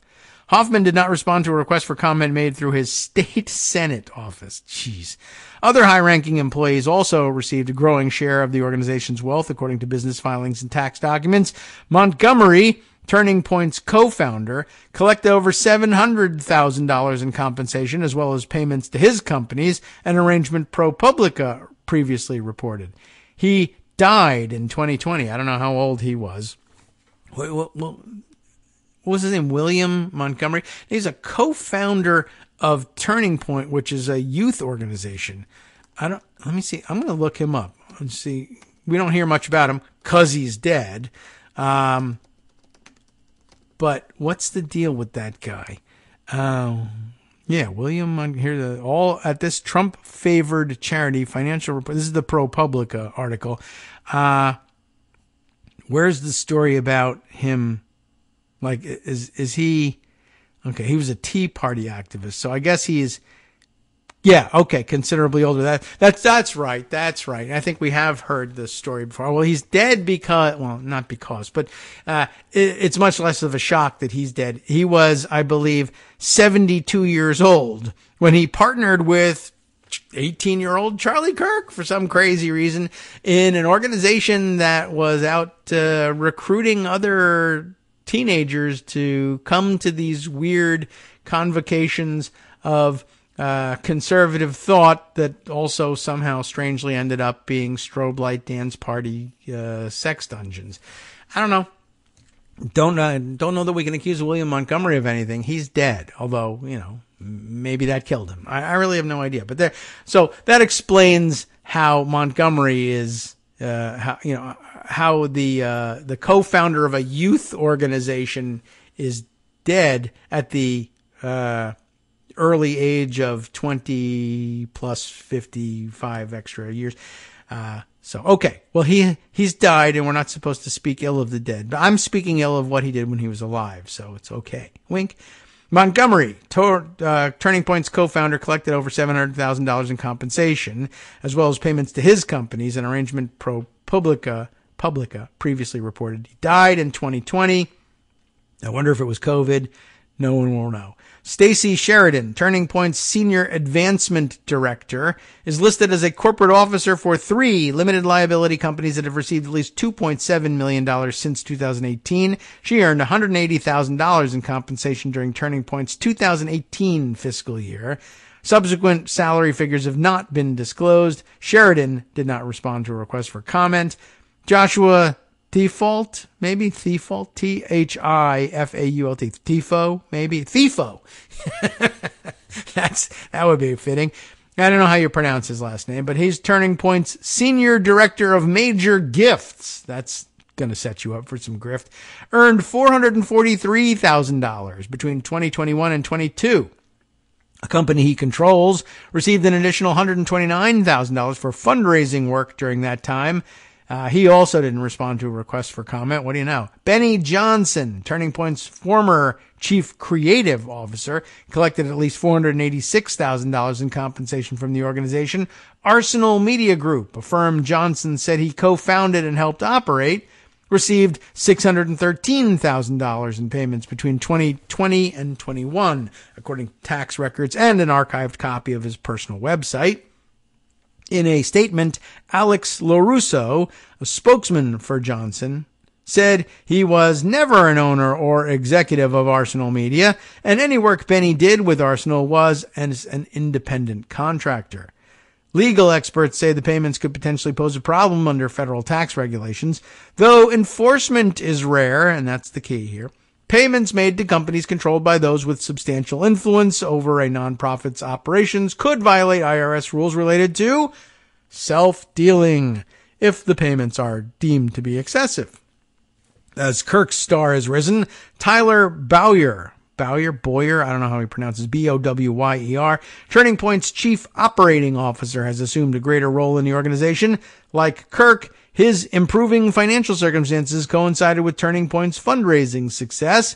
Now in his late 30s, he has endured several financially rocky years, losing 2 condos to foreclosure in 2011 amid a divorce. His wages were garnished after a home ownership association sued him for thousands of dollars of unpaid fees, according to property and court records. He now operates Turning Point's political arm, earning compensation of $255,000 in the group's 2022 fiscal year. In 2021, he purchased a $1.95 million urban farm. It's in quotes. I like that. Urban farm in Mesa, Arizona, after placing a $650,000 down payment, according to property records. And he has a 2020 ski boat, Tige. I don't know how you pronounce it, Tige. I'm not in the market for ski boats, which sells on the used market for as much as $200,000 that is held under his wife's name. Is that a second wife or is one he divorced? Loan collateral documents show. Colvert said Bowyer's, whatever, home is not as fancy as it appears, requiring, I love it now, he'll crap talk the guy's house in order to make it seem like he's not stealing as much money. It requires a badly needed renovation that he currently can't afford. He shares that ski boat with his wife's family, which costs him only $350 a month, Colvert said. Bowyer, whatever his name is, who is an Arizona representative to the the Republican National Committee, and also served as a fake elector for Trump. Wink, wink. He's not as rich as the other guy did, but he's got a lot of debts. He's now helping to lead a commercial endeavor that could prove lucrative. He's still hoping to strike it rich. Business filings show Bowyer, or whatever his name is, recently became chairman of the board for Superfeed Technologies, a mobile app maker that developed the platform Turning Point will use, because he's got a contract with them, to manage get out the vote campaigns, like the $108 million effort that they're now raising money for. Kirk's mother-in-law also sits on the board of, what the hell is it called? Superfeed Technologies. I love how all these people who are just tremendous failures over and over just keep landing as chairman of the board of various piece of crap companies, which then pay out all their money and go bankrupt. If only there was a way to get a piece of this action on the other side, but it just wouldn't be honest. Oh well. Let's see. Colvett said the Turning Point's leaders, as well as Kirk's mother-in-law, have not, quote, earned a dime from the company, viewing their work as, quote, a form of charity for the conservative movement, unquote. Now, of course, another way of interpreting that they haven't earned a dime is, yes, we've paid them a dime. We've paid them lots of dimes, millions of dimes. In fact, the point is, I said they hadn't earned them, and I was right. That would be a nice dodge. Turning Point's machinations have sounded alarms from their more established rivals, who want to be able to grift all this money for themselves, and who view the organization as inexperienced when it comes to running a successful general election ground operation. But that's not what they're for. Last year, Turning Point operated a Get Out the Vote campaign in Arizona and a handful of other states, but operatives saw little indication that the group was leading the robust operation it claimed. The digital platform they used for canvassers to gather vote data at the time was barely used, according to internal documents obtained by the AP. Others, including John Seaton, a former aide to Arizona Senator John McCain, it's good news for him, said the amount of money sought by Turning Point was objectionable. $108 million? I can't even fathom it, said Seaton, who specialized in get out the vote efforts. There's not even enough doors to knock on, I guess, presumably in the whole state. So, sounds like it's designed as grift, but, that was probably the original idea anyway. So it'll be very successful, I think, in that respect. Whether or not it gets out any votes, well, I don't know. All right. Time for one more story, and we don't even really know if we have time to squeeze that in. But I'll read you this quickie from Vice News. The Proud Boys are back in the news. They were selling merchandise, according to the headline here, at a festival hosted by a fringe AR-15 church. The fringe being the fringe of the Mooney movement, as it happens. We've heard of these guys before. Tess Owen reports this for Vice News. The Proud Boys' presence at the festival is the latest example of the far-right street fighting, gang's willingness to forge alliances with fringe groups. What's the story? We'll tell you what we can before we wind up here. In what can only be described as a meeting of minds, if they are minds, the Proud Boys appear to have aligned themselves with an ultra-fringe religious sect in Pennsylvania that worships with AR-15s. The Sanctuary Church, also known as Rod of Iron Ministries, no double entendre in that, is run by Pastor Hyungjin Moon, who's known as Sean Moon in these circles. Moon's late father, of course, founded the International Unification Church, an alleged cult whose adoring followers were known as Moonies. The younger Moon, with the help of his brother Justin Moon, who is himself the owner of a gun company called Car Arms, K-A-H-R, founded his own church in 2017, the better to grift from it, I suppose, putting a militant AR-15-centric spin on his father's teachings. This weekend, the church hosted its 4th annual Rod of Iron Freedom Festival at the Car Arms Warehouse in Greeley, Pennsylvania, about 45 miles from Scranton. The event included a performance by Pastor Moon, a.k.a. King Bullethead, who rapped about putting pedophiles in the wood chipper. I like the choice of weapon anyway. It also featured a ceremonial burning of a pansexual pride flag, speeches by failed local political candidates, as well as hard-right pundit and former Trump official Seb Gorka, and of course, the Proud Boys. Some members of the church had traveled from as far as Korea and Japan to attend. I wonder whether that was their reason for traveling. I don't know. I hope not. For the second year in a row, according to footage posted by videographer Ford Fisher, the Proud Boys had a booth at the festival. This year, they sold t-shirts saying, POWJ6, you are not forgotten, and I heart PBS, as several uninformed members, it's uniformed, but also uninformed members, that's a good mistake, milled about. How do you like that? I heart PBS. Is that Proud Boys like PBS? PBs, probably. Okay, there's an embedded tweet here that makes it look like that's exactly what's going on. The Proud Boys' involvement in the festival is the latest example of the far-right street-fighting gangs' opportunism and their willingness to forge alliances with other fringe far-right groups in their local communities. And for the Rod of Iron Ministries, it showed that Moon's efforts to ingratiate himself in MAGA world, despite the church's unusual rituals, such as mass weddings featuring AR-15s. What do you mean, despite? Continue to pay off. The ritualistic aspect of the church is necessary to retain the loyalty of OG Moonies, hundreds of whom defected to Rod of Iron Ministries. A giant pop-up has gotten in the way of this one. Hundreds of whom have defected to Rod of Iron Ministries following the Elder Moon's death. But the church has also cultivated local political influence that has helped draw the likes of the Proud Boys and parents' rights group Moms for Liberty into their orbit. Oh, we got more to read about Moms for Liberty in the day to come. I was going to say days, but it's really only Friday left. Maybe we can read into that one, that piece from Amanda Marcotte just the other day. Important reading, and link it up here.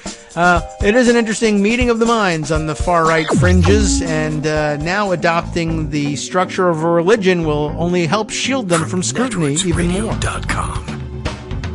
You have been listening to Kagro in the Morning with David Waldman. All right, back to regular order with the West Coast Cookbook and Speakeasy. Justice Putnam joins us next right here on Netroots Radio. Of course, they'll be covering new angles in the situation in Israel and gathering news from around the country and around the world, including, let's see, Nebraska voters deciding next year whether public money can go to private school tuition. My suspicion is they'll say it can.